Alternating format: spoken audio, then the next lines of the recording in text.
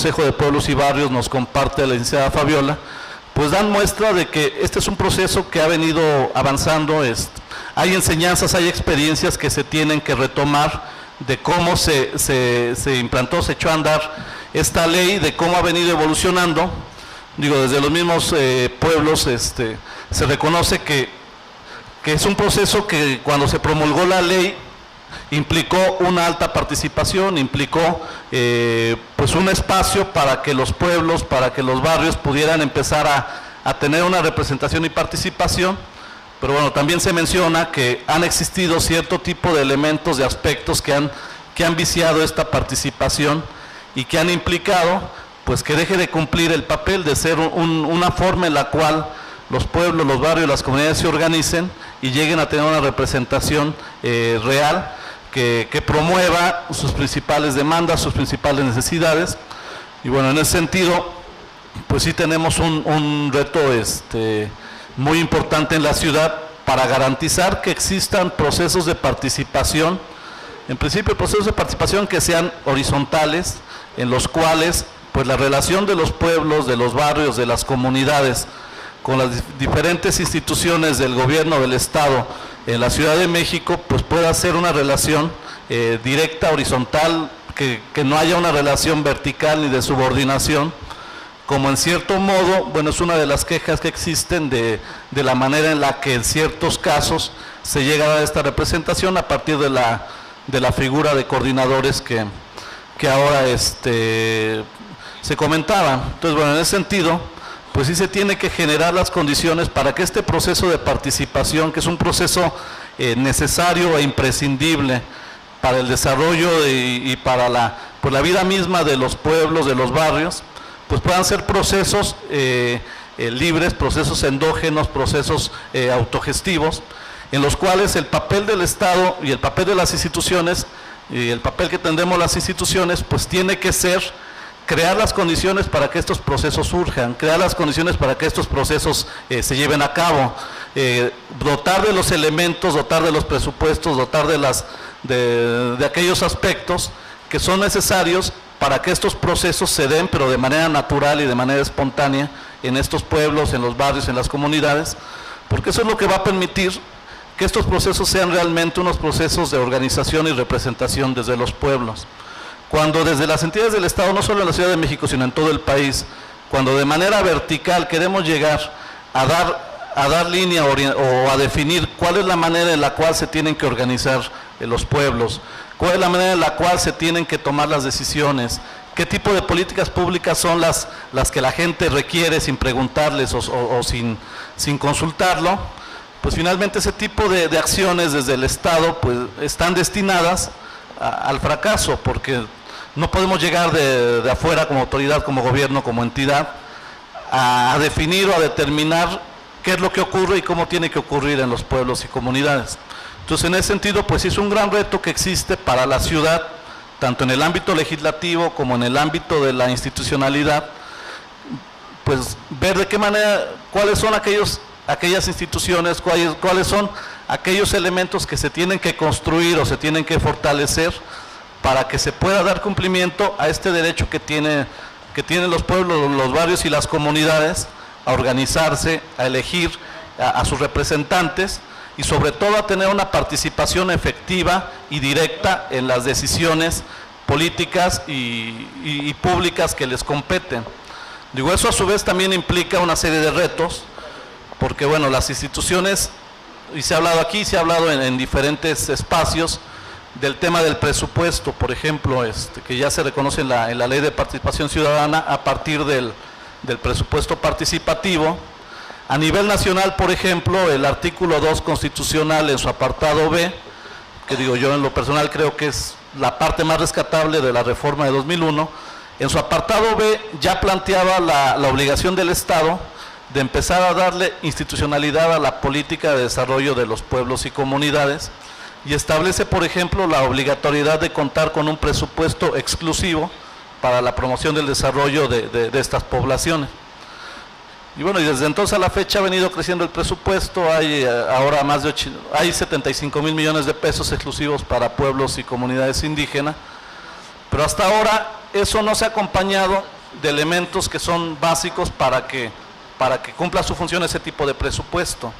En principio la gente ni siquiera tiene la información, los pueblos, la gente de los pueblos en las comunidades, ni siquiera tiene la información, ni sabe que ese presupuesto existe para ello. El aparato público tampoco ni sabe que lo tiene, ni lo ocupa, ni sabe cómo ocuparlo. Hay dependencias federales, por ejemplo, a mí me tocó verlo en su momento, que tienen presupuesto para indígenas y ni siquiera lo sabían. Es decir, está etiquetado, hay un decreto, hay presupuesto exclusivo para población indígena, y ni siquiera sabían en las dependencias que tenían ese presupuesto para atender a esta población. La población no lo sabe, la población no lo exige.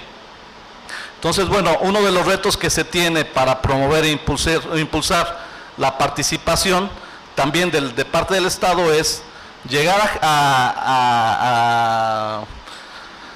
dotar y a promover el que exista una mayor información. En el caso de la Ciudad de México, que los pueblos, que los barrios, que las comunidades tengan acceso a información suficiente, información actualizada. Digo, ahora en principio tienen que tener información acerca de cuáles son estos derechos que ya le están siendo reconocidos en la Constitución. Tienen que tener información acerca de los procesos de diálogo y de discusión que existan para la elaboración de lo que serán las leyes secundarias, como para la elaboración de lo que será el marco institucional bajo el que funcionarán en la ciudad. Y también tiene que tener información para saber de qué manera puede hacer exigible y de qué manera puede participar de manera efectiva en estos procesos. Y a su vez, otro también de los temas que tienen que impulsarse desde las instituciones y autoridades de la ciudad, pues es llegar a generar capacidades en los propios pueblos y comunidades para que su involucramiento en estos procesos pues pueda ser de la manera más efectiva posible. Sin duda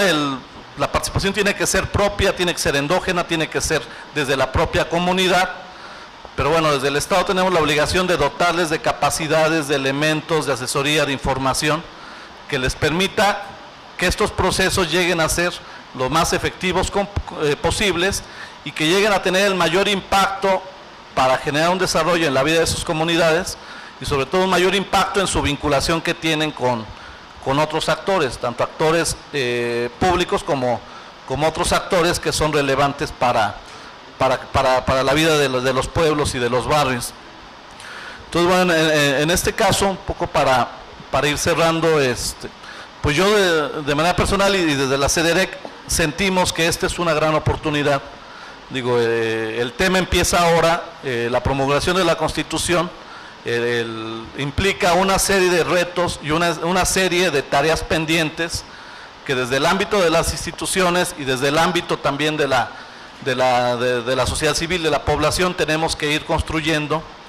Digo, parece lejano ahora la fecha del 17 de septiembre de 2018 en la cual pues la Constitución va a empezar empezar a tener vigencia, pero realmente es muy poco tiempo para ir avanzando en estos temas de ir divulgando la información, ir generando en los espacios de participación, ir generando foros como este que permitan acercar a la Asamblea, a los diputados, que nos permitan a las dependencias, a las instituciones, tener un contacto más directo, más cercano con la población. Y bueno, es un tema que sin duda tendrá que culminar en una discusión y participación lo más amplia posible en este proceso de elaboración de las leyes secundarias y en vigilar que la institucionalidad que se le dé desde el gobierno y desde las autoridades de la ciudad a cómo se van a garantizar esos derechos, pues también tenga una participación muy efectiva de parte de los pueblos, de los barrios y de las comunidades. Entonces digo, por mi parte, pues no me queda más que agradecer nuevamente la invitación de parte de la Asamblea que ha hecho a la CEDEC, de parte de la diputada,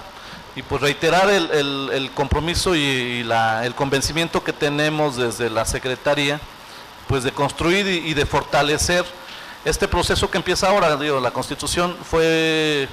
bien recibida, fue bien aceptada por los pueblos, por los barrios, por las comunidades. Hay elementos que pueden cambiarse, pueden mejorarse, pero bueno, sin duda, desde la Asamblea y desde instituciones del gobierno, pues tendremos que aportar y apoyar a que esos procesos continúen y, como decía, generar las condiciones para que los propios pueblos, barrios y comunidades de manera autónoma, de manera endógena, puedan organizarse y participar de manera activa. Pues muchas gracias.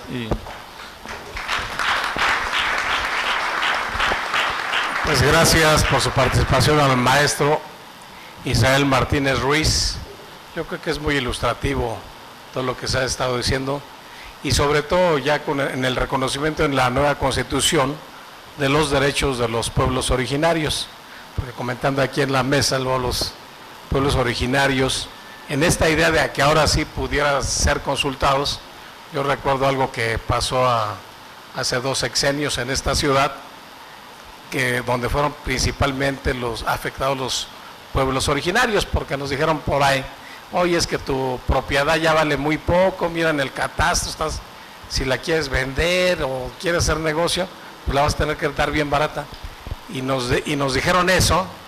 y chin, que nos aumentan el predial, porque ya nuestra propiedad en los pueblos originarios aumentó del catastral, lo pusieron al valor comercial, y de repente la boleta predial nos llegó el doble, y hay veces que hasta el triple. No sé si a ustedes les haya pasado en sus comunidades, pero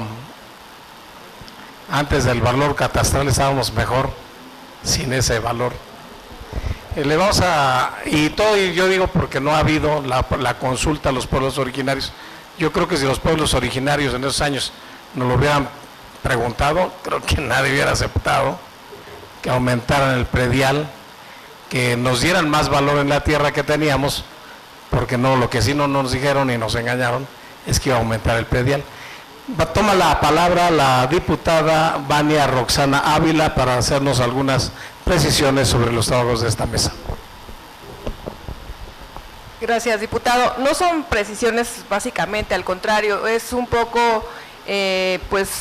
enriquecer o fortalecer lo que se ha comentado aquí de parte de la Comisión de Participación Ciudadana, de su servidora de manera particular. Comentarles que efectivamente, en principio sorprende mucho saber que la Ciudad de México, que es vanguardia, se supone en muchos temas, no lo sea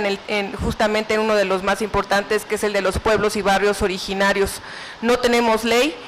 secundaria, y únicamente en toda la República Mexicana, en 4 estados, es donde hay ley de pueblos y barrios originarios. Urge esa ley, pero no obstante ello, en la Ley de Participación Ciudadana se contempla justamente como un órgano de representación a los consejos de los pueblos, y como bien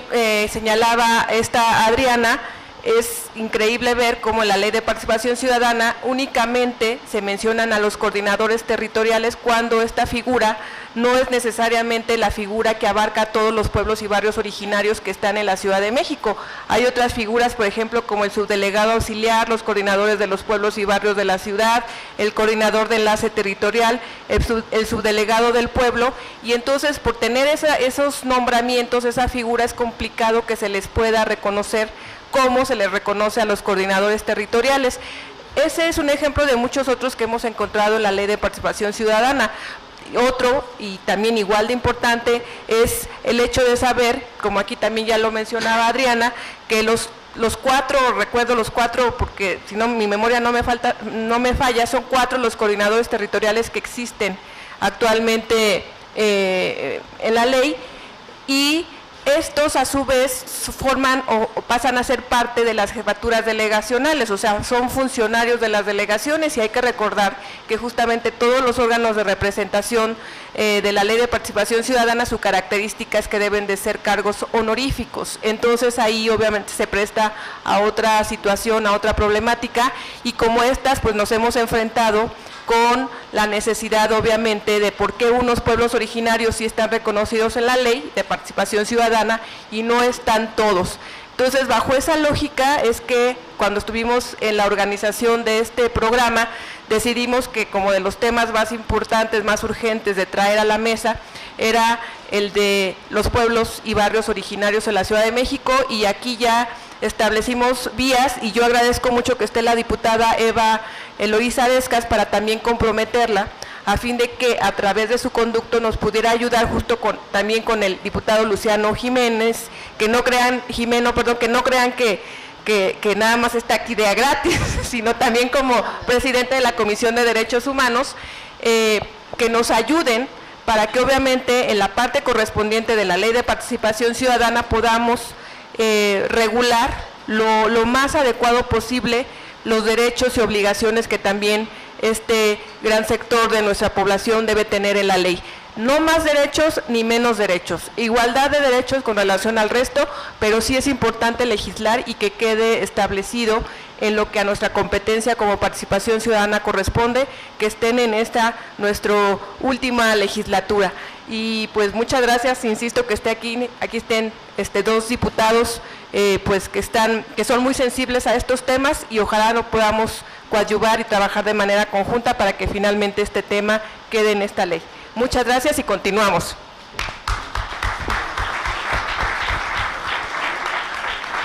Ya decía yo que había trampa. Vamos a iniciar una ronda de preguntas y respuestas. Nos iríamos de corrido con las preguntas que pueda haber para que después nuestros invitados pudieran dar respuestas. Si a la hora de intervenir, si van dando su nombre, por favor, para la versión estenográfica. A ver, adelante.